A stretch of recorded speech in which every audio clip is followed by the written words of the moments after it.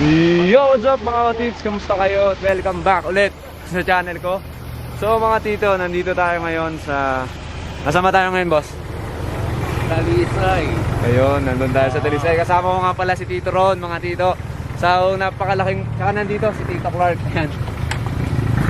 Boss, tayo ka muna. With one of our vloggers right here, which is Edgar. Ayun. Yeah, Meta Journey. So you gotta watch for him. Hi there. Yeah, you gotta watch out Bye-bye. for Meta Journey. Ayoko siya kausap, boss. Nag-i-English. Nag-i-English si Boss Clark. Wala siya dyan. So yun, napakalang opportunity nito mga boss. Kasi may titignan tayo na... May pupuntahan tayong farm ngayon ng mga isda. So ayan o, sobrang ganda ng background sa hindi ata kita. Sa likod natin. So yun, tamang lakad muna kami. Hi! Ito nga pala si Tito Clark.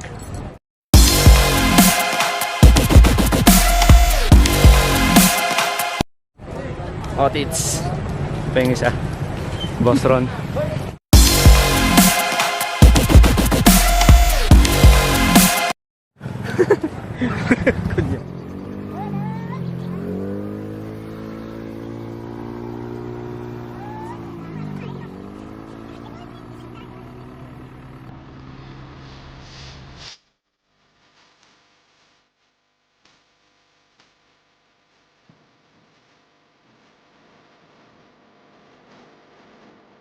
Ewan ko kung nasaan kami na. Nasaan ba tayo, boss? Secret? Secret, hanapin na. May pupuntahan lang kami mga boss kasi nagutom yung mga... Nagutom yung mga tito. Mga tito natin. Tito in the house. Nagutom sila, so may hanapin daw tayong kainan dito sa Talisay, Batangas. Hanapin natin yung favorite na kainan nito ni Boss Clark.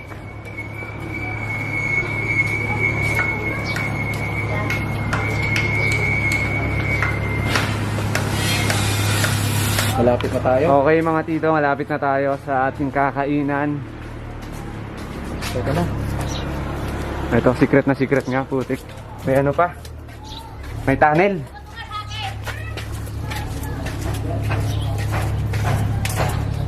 Kain muna tayo bago pumunta doon kasi medyo malayo-layo pa yung lalakbayin natin.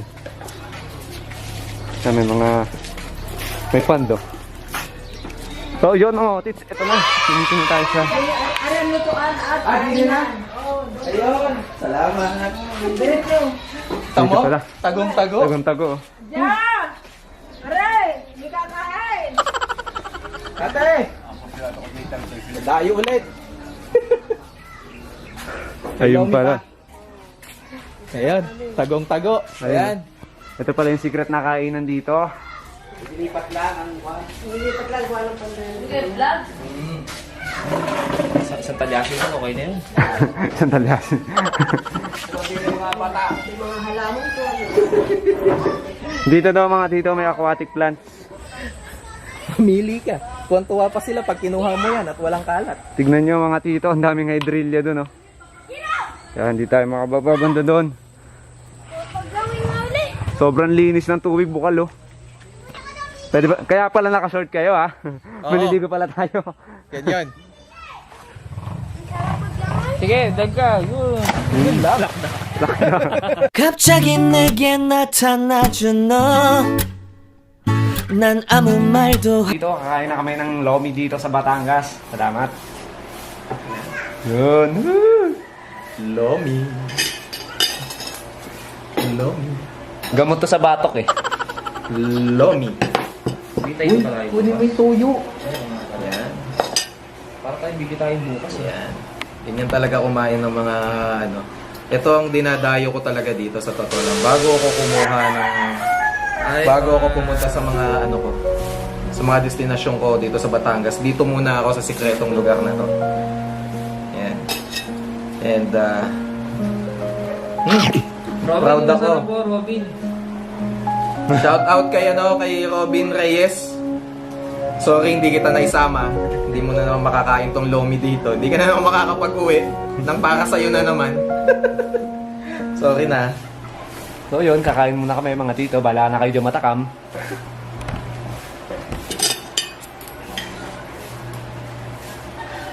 Hindi tita. Lomi.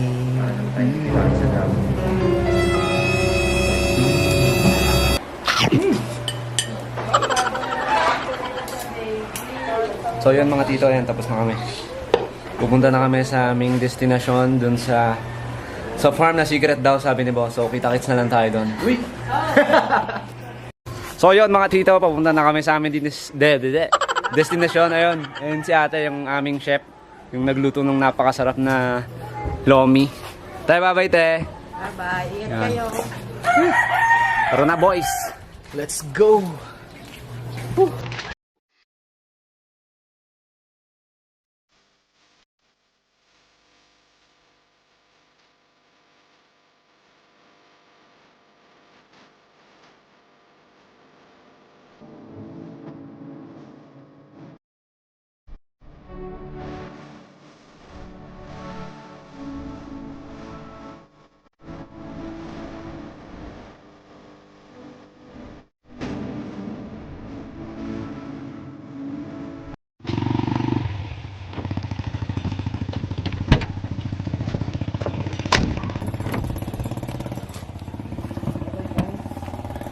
So yun mga tito, nandito na tayo ngayon sa secret farm.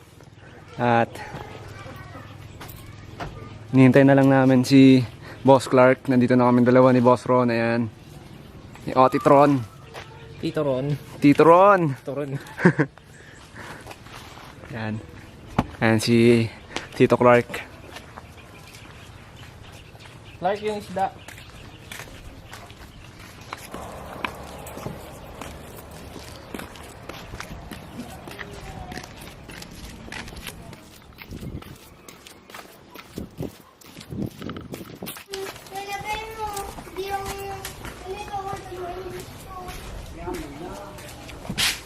Galong red lace kasi alam ko wala ka niyan.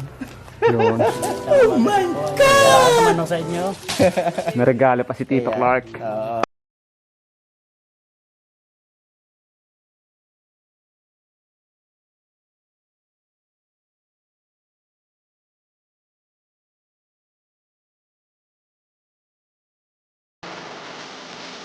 So yun mga otits, eto na nga ano, lilibutin na natin yung farm ni Kayla.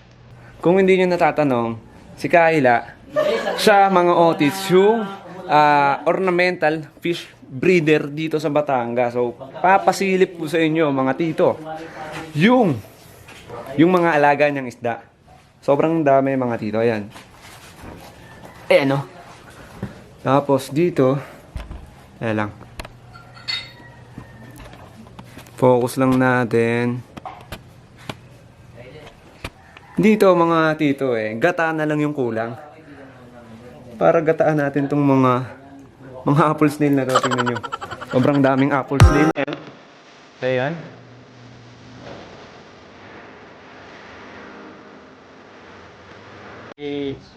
Nakapagsimula ako nung medyo may katagalan na nga. Ay 2009 pa. Kaya ako nakapagsimula nito ay gawa nung may isang tauhan ng bipar na kami nagkakwentuhan. Ay ako'y kanyang sinabihan na baka ako raw ay mag-alaga dito sa barangay at para daw ako makapagsimula. Nang sa ganun ay baka raw may kanyo yung iba mag-alaga. Ay nagkataon naman noon na ako'y kuhan yung kagawad rito ay kakoy baka nga pwede gawa ng ako'y nahihiya sa kanila pinagbigyan ko. So meron ding gapi doon. Yan, sabi ni Kayla nung nakaraang araw daw, ang dami daw beta dyan, kaya lang may kumuha na nga sa kanya. Pero dito mga otits, ayan, may mga beta pa dito. Mga bata pa yan.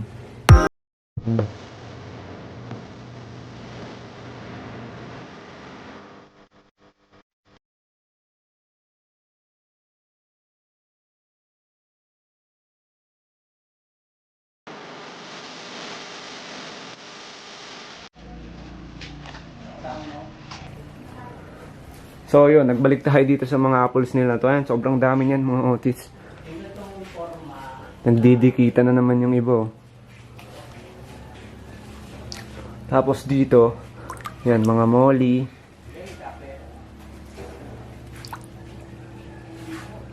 At napakadali naman talaga ang mag-breed ng beta.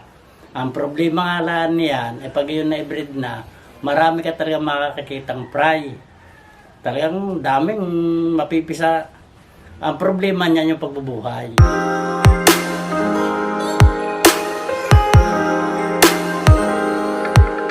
Tapos ito na yung mga ginugroom. Ayan, sa sobrang dami.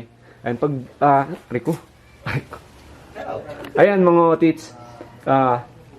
Si Kayla kasi sobrang dami niyang binibreed na beta. Kaya dito na nakalagay sa mga plastic cup na ganito yung mga beta niya para...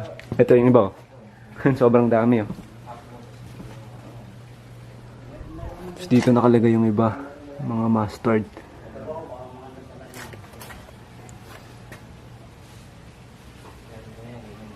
Tapos dito, mga beta rin yan.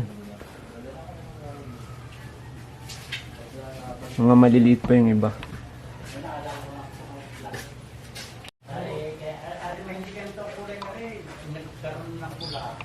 Ayan, mga molly. Sobrang daming molly din dito. Kasi may nakakuha din kay Kahila na mga nagpe-pet shop din.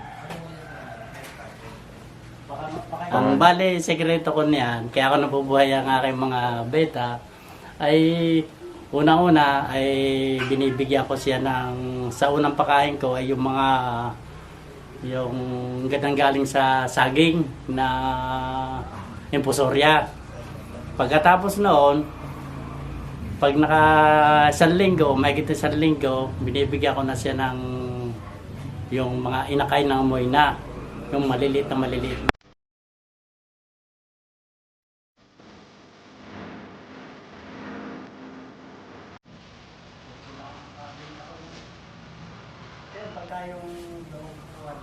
Nag-heart to heart na yung dalawa eh. May natutulog dyan. Ayun, tulog yung isa. Oo nga.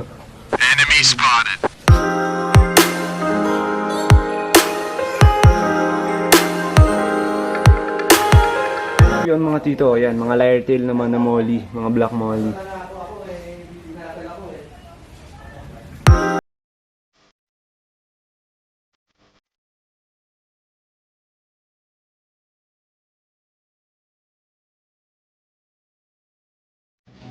Ayan, kung hindi nyo napapansin dito, may dap niya dyan.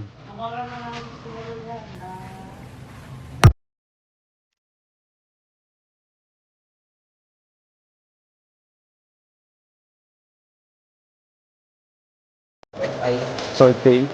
lalaki. Ayun, mga otits, oh, red eye swordtail.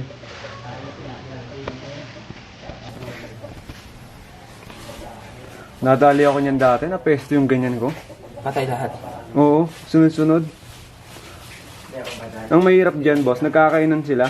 Ay, hindi, babae rin. Ay, no, katulad nun. Sa iyo. Kaya nga. Diba, kunarap ko pa. Pero maganda siya. Pulang-pulang. Mm. Dark red. Red na red. Nasaan na sila? Tsaka ang lalaki talaga. Sa babae ito kung galing. Ayun. Ang mahirap nga lang talaga, albino. Talagang nagkakagatan. Ayun, albino. Ayun, ganda naman yan. Ang aking masasabi riyan sa pag-aalaga na yan ng beta, ay kung kayo nag-breed at kayo nag-mintes, di wala kayong nabuhay. Pinakalay, huwag kayong sasawa, ulitin nyo ng ulitin hanggang sa matuklasan ninyo. Ano yan, tsaka ama. Ayan, candy koi. Botong sword. Red. Dito mga otits, mga danyo. Ayan, ang liliit. Dito, parang mga kuto sila. Yung size ng danyo dito, parang mga kuto. Sa bahay. Pero dito, mga otits, parang lisa naman. Ewan ko kung makikita natin sa camera. Ayan o. Mas maliit pa sa prey ng beta. Kaya yung mga babae ni Kahila. Kung babae ito, di ba Kahila? Yan dito. Di ba ko, kung may lalakad pa yan. Pumili na kayo na gusto ninyo. Ayun, Salamat po, sir, sa ano. Hindi na kayo nangain ng Sa beta. ay, busog ko. Ay, sige, salamat isa niyo. Salamat Kahila. Salamat po, Kayla. Mag-ingat sa inyo ang COVID. Mag-ingat sa amin ang COVID.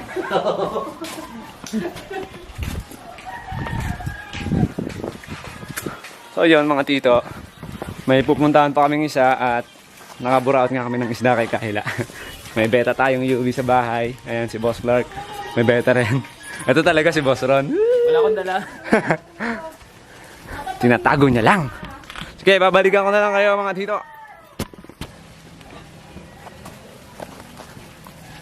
Parang nakiki-birthday lang kami dito mga otits. May pinuntahan pa si Boss Clark na isang breeder din. Hello po, gandang hapon. Hello sir. So yun mga otits, nandito tayo naman sa isa pang breeder dito sa Batangas. Breeder din ng beta. Yan. Ito si sir. Si Sir Ron. hindi pala siya yung breeder. So yan, daming makikitang beta dyan. Namimili na si Boss Ron dyan, pati dito. Mamaya itutur ko kayo mga otits. Papiyaw-papiyaw lang muna itong video natin. Yan dito, mga maliliit pa yung beta dito.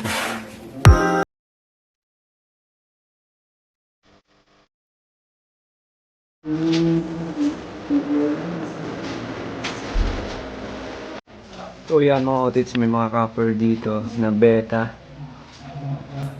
Tapos dito, yan, ano ba to? Mga blue coral platy daw yan. Ayan, ang dami. Kakaiba yung kulay niya. Bago sa aking mga mata. Ito mga tito, sobrang daming molly. Ayan, tapos dito mga platy, may kasamang gapi. Sa banda dun meron din sina sir. May mga molly din. Tapos dito mga platy. Mga maliliit pa. Ingatan mo to. Ito, Philippine Blue Angelfish daw. So ayan mga otits yung mga pang-out ni sir na mga beta. Ayan. Tsaka ito pa yung iba dito.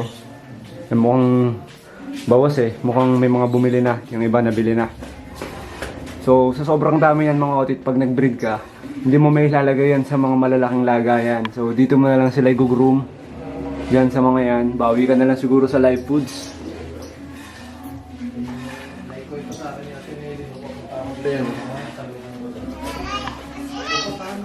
Dito magaganda rin. Ay mga half moon.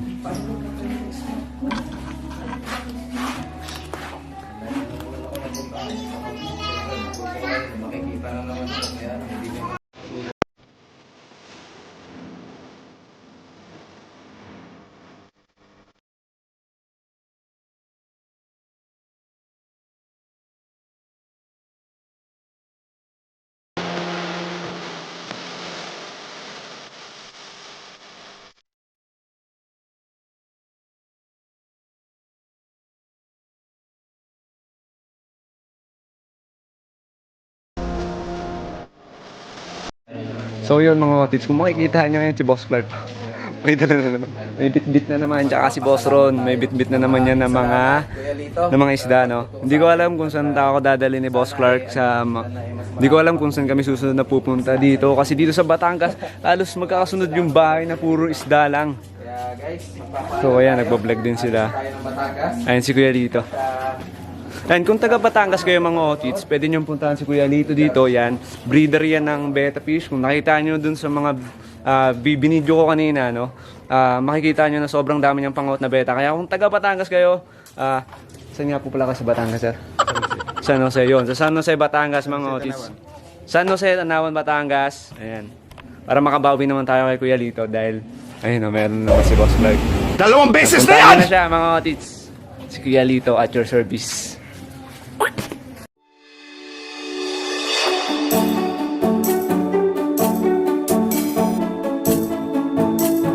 Walan yung isda mo. Ha?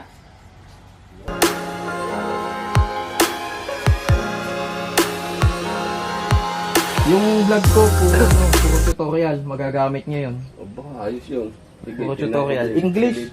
Silipin ko. In English ko para ano, lokal na half black. Oo, yan ang ano natin. Makakintab mo. Oo. Ang Yan ganda. talaga yung kuwan. Partida walang spirulina. Sikreto talaga niya. Sabihin. Matututunan ko din yan. Tignan mo. Oo. Putik yung ano.